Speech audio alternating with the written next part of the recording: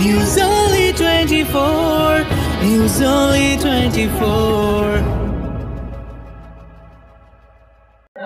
পুজো আসতে আর কয়েকটা দিনের অপেক্ষা। পুজোর ঠিক আগেই প্রকাশ্যে এলো ত্রিধারার শারদ সংকলন। কি বলছেন সকলে, আসুন শুনে নেওয়া যাক। পুজো আসতে আর হাতে গোনা কয়েকটা দিনের অপেক্ষা। অন্যান্য বছরের মতো এই বছরও প্রকাশিত হয়ে গেল ত্রিধারার নিবেদন শিল্প সাহিত্য সংস্কৃতির পুজো সংখ্যা শারদ সংকলন। এদিন খ্যাতনামা সাহিত্যিক ও শিল্পীদের রচনা ও শিল্প নিদর্শনে সমৃদ্ধ ত্রিধারা শারদ সংকলন 1431। এদিন উদ্বোধন হয়ে গেল দক্ষিণ কলকাতার সুদেশ ভবনে। এদিনের অনুষ্ঠানের বিশেষ আকর্ষণ ছিল ত্রিধারা আজীবন সাহিত্য স্বীকৃতি সম্মানে ভূষিত এবং সংবর্ধিত করা হয় জয় গোস্বামীকে। অনুষ্ঠানে উপস্থিত ছিলেন দেবাশিস কুমার, সুবোধ সরকার, শুভপ্রসন্ন ভট্টাচার্য, ত্রিদীপ চট্টোপাধ্যায় সহ অন্যান্যরা।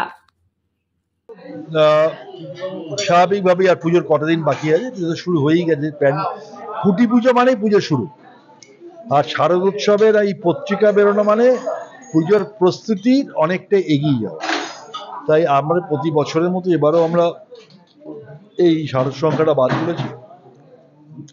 কলকাতা বাংলার প্রায় সমস্ত বিখ্যাত লেখক, সাহিত্যিক, কবি, তাদের সকলের লেখা আছে। অনেক তরুণ প্রতিভাও তারা এখানে লিখেছেন। সকলকে আমাদের অনেক অনেক ধন্যবাদ। কিন্তু সেগুলো হচ্ছে বিজ্ঞাপনের সংখ্যা, অর্থাৎ সেগুলো সুভেনির। কিন্তু সাহিত্য সংখ্যা বলতে যেটা বোঝায় সেটা কিন্তু আমি আমার জানা নেই অন্যান্য জায়গায় আছে কিনা। আশেপাশে কলকাতা শহরে তো এরকম প্রতিষ্ঠিত সাহিত্য সংখ্যার কোথাও হয়।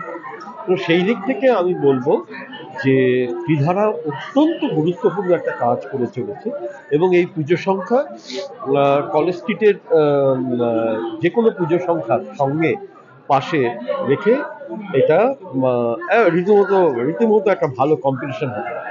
সুতরাং সেই দিক থেকে এটা শুধুমাত্র একটি পুজো কমিটির পত্রিকা নয়, সুভেনির নয়, এটি সম্পূর্ণভাবে একটি সাহিত্য সংখ্যা, এবং সেটা অনেক বছর ধরেই হচ্ছে। আমি অনেক দিন ধরে এই পত্রিকায় কবিতা লিখে আসছি এবং আমার খুব ভালো লাগে এখানে লিখতে। এবং আমার বিশ্বাস যে এই যে ত্রিধারা এরকম একটা সাহিত্য সংখ্যা প্রকাশ করছে, নিশ্চয়ই এটা দেখে অনেকেই অনুপ্রাণিত হবেন। হয়তো হচ্ছে না এই মুহূর্তে, অন্যান্য পুজো কমিটিরা হয়তো এগিয়ে আসেননি, কিন্তু কালকে যে আসবে না তা কোনো গ্যারান্টি। সুতরাং যে কোনো সময় দেখা যাবে যে আরও একটা পুজোর কমিটি হয়তো করলো, তারপর আরও একটি করলো। এইভাবে করতে করতে একটা সময় দেখা যাবে যে হয়তো এটাও একটা ট্র্যাডিশন তৈরি করবে। এটা আজকে এই মুহূর্তে মনে হচ্ছে তো কই দেখছি না, তো অন্যরা তো করছে না, হয়তো করবে, হয়তো তারা সময় নিচ্ছে, হয়তো তারা ভাবছে এই পুজো সংখ্যাটা নিশ্চয়ই সমস্ত পুজো কমিটির হাতেও যায়, তারাও নিশ্চয়ই ত্রিধারা থেকে পাঠানো হয়, তারা নিশ্চয়ই এটাতে অনুপ্রাণিত হবেন। সুতরাং সেই দিক থেকে আমার মনে হয় এটি পুজো সংখ্যা হিসেবেও উল্লেখযোগ্য, এবং এটা আরো বেশি উল্লেখযোগ্য এই কারণে যে এটি একটি পুজো কমিটি প্রকাশ করে থাকে, এবং সেটি ত্রিধারা।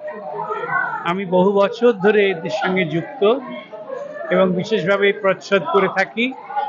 আর দেবাশিস কুমারের মতন একজন প্রাণবন্ত মানুষ, তিনি শুধু সুন্দর সংগঠক নন, উনি সংস্কৃতি মনস্ক।